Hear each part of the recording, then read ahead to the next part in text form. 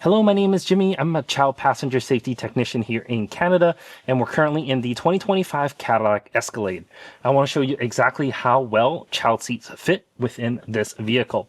I have a few Clek products, like this Clek that I'm currently on top of here, and I have a Clek Flow and some other stuff. So, first of all, the ling.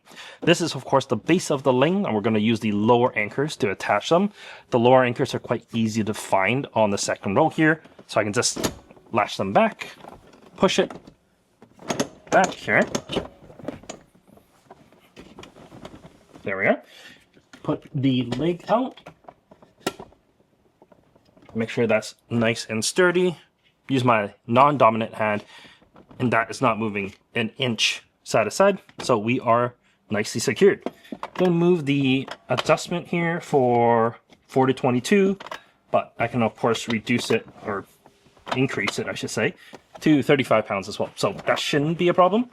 But let's see if this combined with this screen here is going to cause any issues.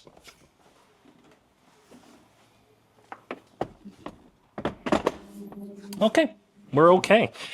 Something to note, because the Escalade is a little bit taller of a vehicle, the infant carrier, you're going to have to carry it just a little bit higher. With the automatic doors that the Escalade has, it does make it easier to get your kiddos in and out of the vehicle. But yeah, this is great. You're not going to have any problems. Even like for myself, I'm 5'11". I have the seat adjusted pretty far back, and there's still clearance between that and this infant carrier. So you should be a-okay. Let's flip this around, and I'll put in a Clek Flow on the passenger side. All right, so we got the Clek Flow here on the passenger side. I mean, it's not difficult to get a larger, bulkier seat like this inside the vehicle. It is quite a large SUV. But yeah, let's put this in using the lower anchors, just as we did on the other side with the ling. I have the lower anchors out already, that's why I'm using those, but a seatbelt install should be just as easy. Put that in, click in the other side, tighten this down just a little to make sure before I really cinch it down.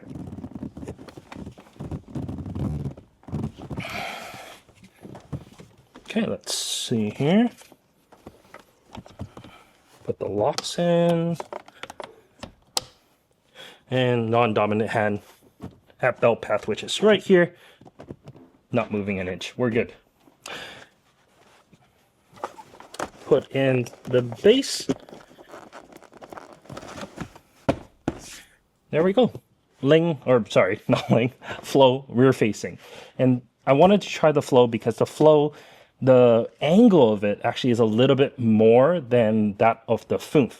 And because this has the screen here, I wanted to see exactly how much space there was. And you know what? Even if I have the seat moved, well, as far as it needs to without touching the back of this seat, myself at 5'11", I'm still able to fit in front. So being a large SUV, it does have some perks, of course. But yeah, you're able to have rear-facing car seats in here and still have an adult in the front without much problems. But the biggest question is, what can we fit in the third row? Oh, before we get to that, the second row, it doesn't have the tumble features that some other SUVs have. So it doesn't do if you have a forward-facing seat using lower anchors, it can't fold forward to get access to the rear, because a tumbling feature that's on this seat is like it collapses on itself and then tumbles forward. So it doesn't do that.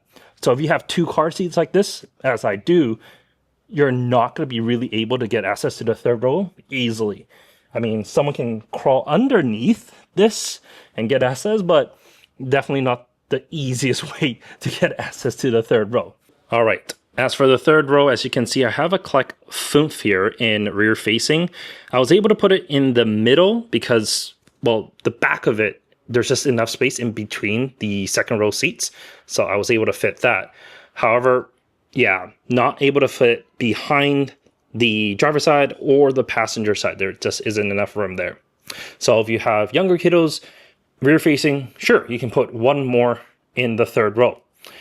However, chances are you won't be doing this, because if you have, well, kiddos in the second row that are occupying this, there's really no way for them to get to the third row. So realistically, unless that kiddo climbs in here, goes through the middle, and then climbs in through that, or of course get SS through the hatch here, that's not gonna happen.